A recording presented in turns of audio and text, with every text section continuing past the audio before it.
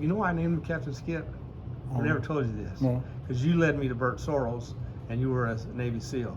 And so I was debating between Captain or Skip, like off of a boat. Okay. So that dog's named after you. Really? Yeah. You know, my brother's name was Skip. 800s for the dog, 800 for the stud fee, plus 2 trips down. So it was about. You had some money I had about invested. $1,700 invested, $1,800 invested. That was a lot of money in those days, too. Yeah, 20 A lot more than 20 it is years now. ago. Yeah, 1,800 back then would be about close to 3,000 today. that's right. Yeah. So. Yeah, it's interesting. Bert was, He if you treated did me him right. right, he was an honorable guy. Yeah, he did me right. He didn't have to give me that dog No, he on didn't. an IOU credit. Yeah. Yeah, Bert would, there was, I think Joni was probably, quite frankly, the one that poisoned Bert toward me, because I had never, ever done anything untoward with Bert. Never. I never The lied only to him. real issue you had was the names on the pedigrees. Is that correct? Really, in the end, yeah, that's all. Yeah. He never did me bad Yeah. on anything else. He never cheated me out of a dog, or, you know, we traded back and forth on dogs. You know, we never traded money. It was always dog for dog, or one puppy for a grown dog, 2 pups for a grown dog, you know, stuff like that. Yeah. So you got Johnny Walker, or no, you got Joe Testament. He gave me Joe Testament. He gave me his half-sister, Crazy Blondie. And I had already bought the little Shoshone bred bitch. And then Randy had a bitch from an old Carver bitch. Was by Sorrells Sandman. And Sandman was a Colors Jake and Colors Scooter.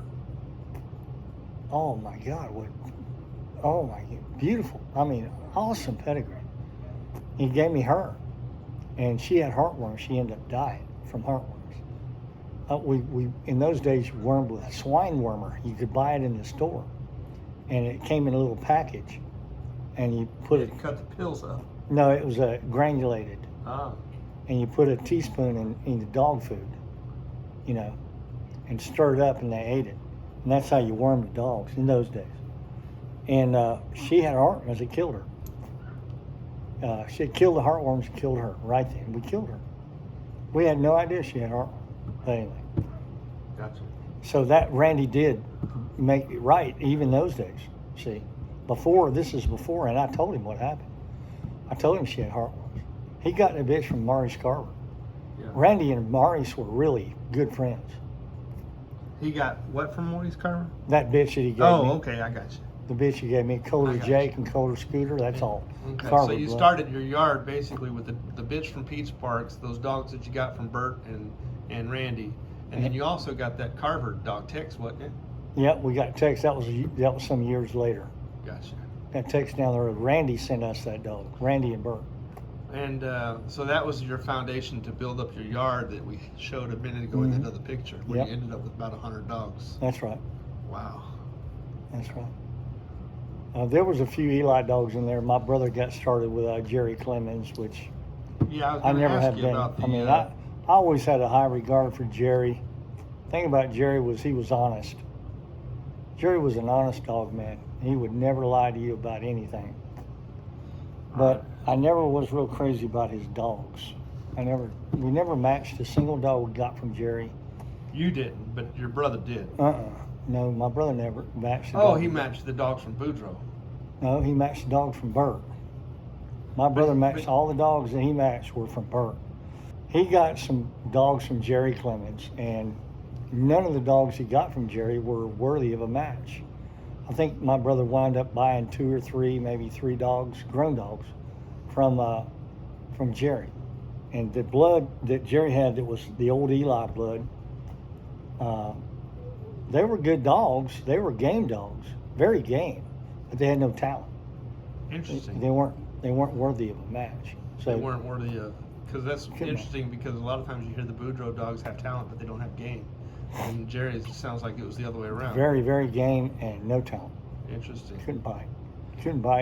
No talent, no ability, but very game. So after you Extremely. built up your yard, some time passed, I guess, a little bit, and then I heard a story about Peabody. Oh yeah, no, that Okay, the way P-Bear got in the picture was, oh man, what a show that was. We went to a big convention. Floyd was there, and we had already matched. Floyd had seen us matching dogs before.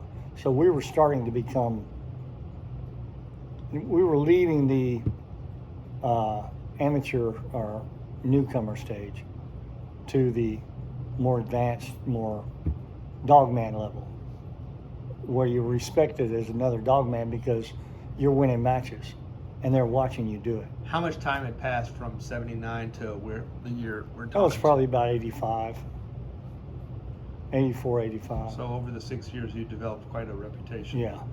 And then Floyd,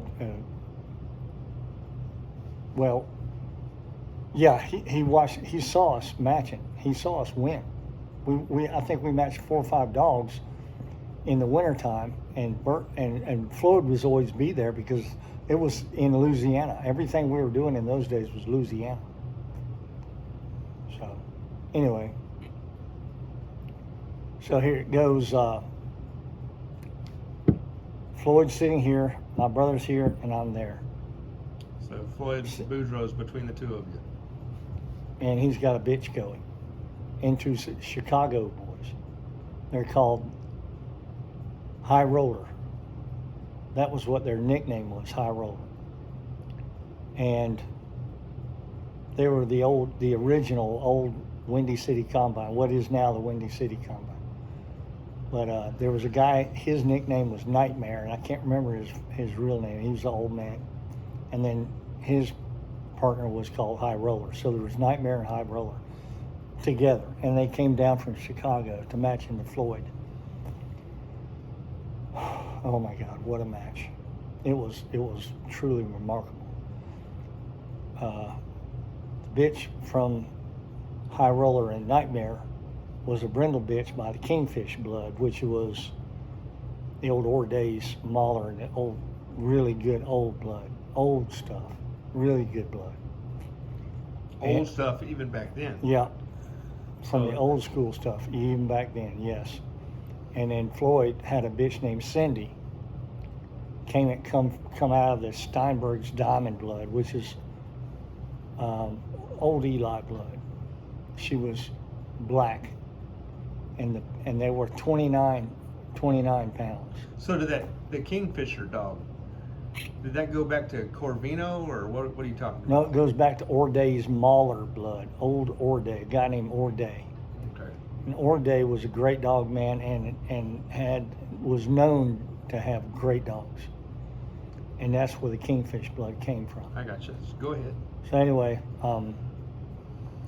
they let him go in the center, and the Spitfire bitch was from Chicago. She was talented and a lot of bite and ability and very fast and quick terrier. Whereas Cindy was a little slower to get her hold. And just for clarification, Spitfire is the Kingfisher blood, and Cindy was the Boudreaux blood. Yep. And well, Spitfire was quicker in the mouth, quicker to get a hold. And she got Cindy right by the snout, right from the get-go, right from the start. And it stayed that way for 50 minutes. 50 minutes. Cindy never got a hold. And that Spitfire bitch danced around on her face and her nose all night long. It didn't look good for Floyd. It looked bad. It looked real bad for Floyd. Floyd just kept his faith and sat right there. And they were kind of prodding him too. You know, they were making comments. One time they said, I remember real clear. They said, one of the guy handling, I think it was High Roller. So Floyd was probably about 40 years old back then. Yeah, he was 40 or 50. Yeah. Okay. Yeah, because well, Floyd's 90s now, and I'm 70, 89. Yeah, he's about 20 years younger than me, older than me. So yeah, that's about right. We were I just turned like 28 or 29 or so. So he's about 45, 50. Probably. Anyway, he goes, we come all the way from Chicago just for you, Mr. Boudreaux. Putting it in his face. I mean, really, just, throwing it out. And Floyd never said nothing. He just sat there. Cindy was getting killed, literally. And it was just like no hope. And out of the blue, they got a turn called. They called the turn. They recognized the turn, so they started scratching. When they started scratching, the Spitfire bitch ran out of gas. She hit the wall. It was like from going full speed for 1 hour to 0. Can't even move. She could barely walk. She was so worn out. But she was worn out from beating Cindy up so bad. And Cindy started wearing down on her. And by the hour and 25 minutes, they basically Cindy killed Spitfire. So Cindy came from behind, which is the greatest of the all wins. The greatest win is one that you win from behind. Starting out from behind, then you win. That's the greatest of all wins. There's no win that's like that. The win that That's the game test, right? Well, it's the ultimate, way to win, because if you're losing for the balance of the match, right, and then you win out of that, it's the greatest win that you can have. You couldn't hear the end of that. Those Cajuns, Louisiana, all of Louisiana, the word went out all over the country. It was probably the greatest match of that season for Cindy to come from so far from behind and still pull it out. That nobody would match Cindy. Nobody wanted to match her. Nobody wanted any part of her because she was so awesome. Bert called us up. And he said, hey, I got a 29 female I'm going to send y'all. I said, Bert, a 29 female? I said, the only 29 female over here? He goes, yeah, I know who she is. I know who she is. Don't worry about it. Just match her. So he sent her to us. And it was the next season. It wasn't that same winter. The whole summer goes by. And he sent her to us about a month or 2 months before the match was made. But we knew who it was. And we didn't want to do it. Me and my brother were kind of like, hey, we weren't picking on Cindy. You don't go picking on a dog like that. If it comes up, you take it. But to go and call them out, that's different. That's a big difference. right. And Bert was basically calling them out and entrusted me and my brother to do her right, to condition her properly and take her over there and make everything happen. There's a lot of steps. And you can screw up on any one step and ruin the whole thing. So you can do 100 steps to get to this one spot, and each step is a week long. So it's easy to screw it up. That's why so many people screw up their dog when they go, because there's too many steps, and they screw it up somewhere along the line. They let their guard down, or they overlook something, or they forget something, or So that's why this dog is tough. It's really, really hard. But so we conditioned Peabody and took her over there. And the same thing happened to us that happened to Cindy the year before. Cindy beat our ass for 45 minutes. And finally, Peabody never got a hold, back in the stock, one bite, bam. And Cindy got her out right away. It was like, golly, after 45 minutes, we got one little hold, and Cindy pulled us out of it. It's like, what? You're going up? Oh my God. And you're just hoping, and then going back down. And it was just after we're getting hammered the whole time. We're not even getting a hold. And then, so Peabody still in there, goes for the second time, the same spot.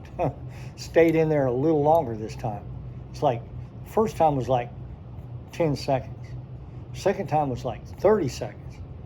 And then got her out and dashed again. The third time, she didn't get her out. Peabody stayed right there. And as soon as when she did finally come out after about 10 minutes, leg was gone. No good. Completely rendered useless. So now she's on 3 legs. And Peabody just went to the other stifle, cut that leg out from under her. It was all ours from there on. The back legs. Yeah, take out the back legs, it's over. Well, that's where dog fight. Right, that's where the power comes from. Pushing forward. See, The front legs keep the dog vertical. Right. The back legs keep the dog forward, going that way. Right. The back legs push in. The front legs keep the dog up. Gotcha. Right. Of course, it took out the driving force. So it's important that neither. The shoulders are important. If you take that out, it's hard for them to do anything because they can't support themselves. Right. So it's, but I think Stifel's a more devastating spot. It's a lot more tissue there too. Mm-hmm. So, you know. Didn't that It end was- up being Dog of the Decade or something, Match of the Decade or something like that? Or was Yeah. it Yeah. the 1980s? Mm-hmm. Yep. And then we did it again with a bitch named Franny against some guys called the Bayonne Club, Bellon. The gringos, us, call it Bellon Club. And it's not Bellon Club, it's Bayonne Club. And the Bayonne Club were from Mexico. And they weren't playing, bro. They were good. They weren't messing around. They knew how to shape a dog. They knew how to condition a dog. They knew how to find a good dog. They knew everything they needed to know to be good, and they were good. We ended up having to die to win that one. That was. So I hear, speaking of the countries, since laws have changed in the United States, I've seen some people talking online saying, where's the toughest competition in the world? Do you think it's still in the United States, or do you think it's in Mexico, or do you think it's in, like, I hear some people talking about Russia, Czechoslovakia, and Well, keep in share mind- your opinion on that. Keep in mind, Eastern Europe, there's not a dog over there, not one, that didn't come from the United States. That's right. They all came from here. That's right. American Pit Bull Terriers. Right. Now, I'm going to be devil's advocate because I Okay. actually agree with you. But one of the things that I have encountered when I say, well, all the dogs that they have over there came from the United States, their rebuttal is, well, all the dogs that you had in the United States came from Europe. But there's also Irish blood as well. That's true. That's true. But now we're talking about another 100 years in the past. And it's not even really the same breed. Whereas Eastern Europeans didn't even start matching dogs until the 2000. Or do you think it is the same breed? Do you think the dogs in the 1700s are the same as the dogs in the 1900s? Pretty much, yeah. Okay, interesting. The same one. So what about the Bull and Terrier cross that we hear about in the 1850s? That's what we're using now. Right, but They're before 1850s, was it not bulldogs and terrier dogs, and then after 1850 it became the Bull and Terrier? or is Right. it- I think about that time. Right. So I would think is the pre-1850 dogs or the pre-1820 dogs. I would think of them as different breeds. You had terriers and you had bulldogs, Mm-hmm. and then after the 1820s to 1870s, when they developed it, the cross, the Bull and Terrier, then it becomes the American Pit Bull. Well, American when Pit we Bull import Terrier. them, you had Colby, importing dogs.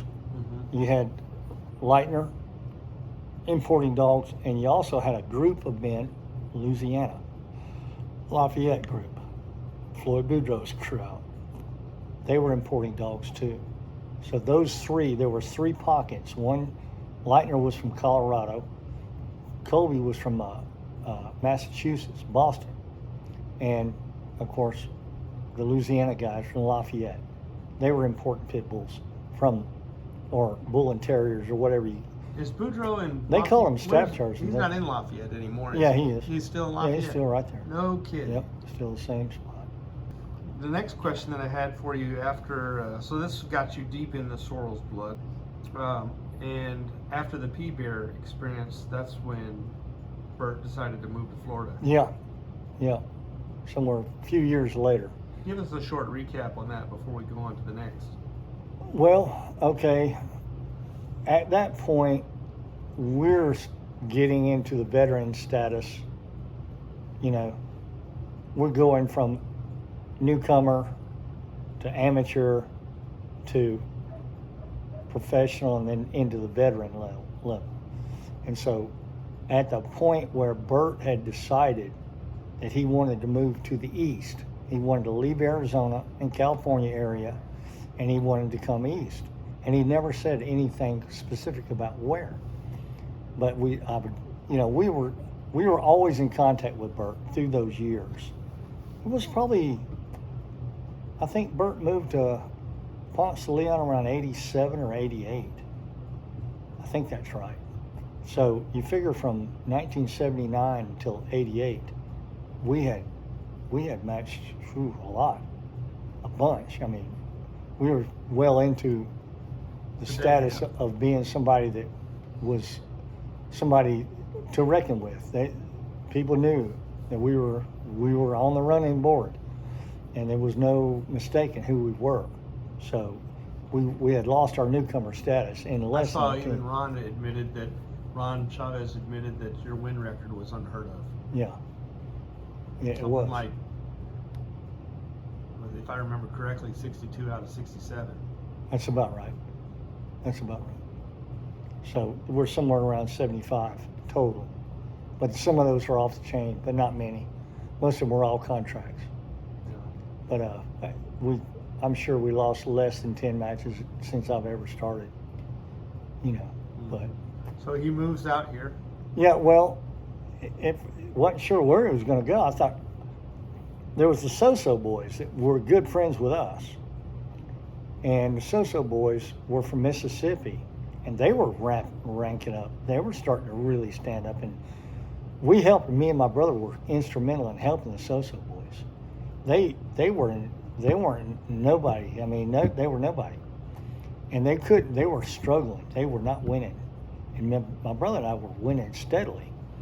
Well, we ran into them at a big show, and they came to us and they said, hey, because we had always been friends because we were the same age. We were all the same age. So we kind of just grouped in together, and we all got in the game about the same time. And they didn't know which way to turn because they just weren't having any luck.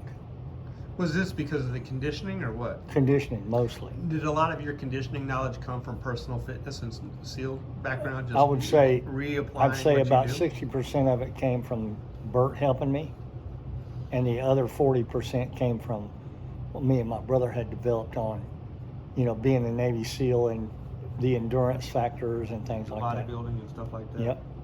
Exercise, working out, being able to stay in a working mode for a long period of time. In other words, over a 6 or 8 hour period.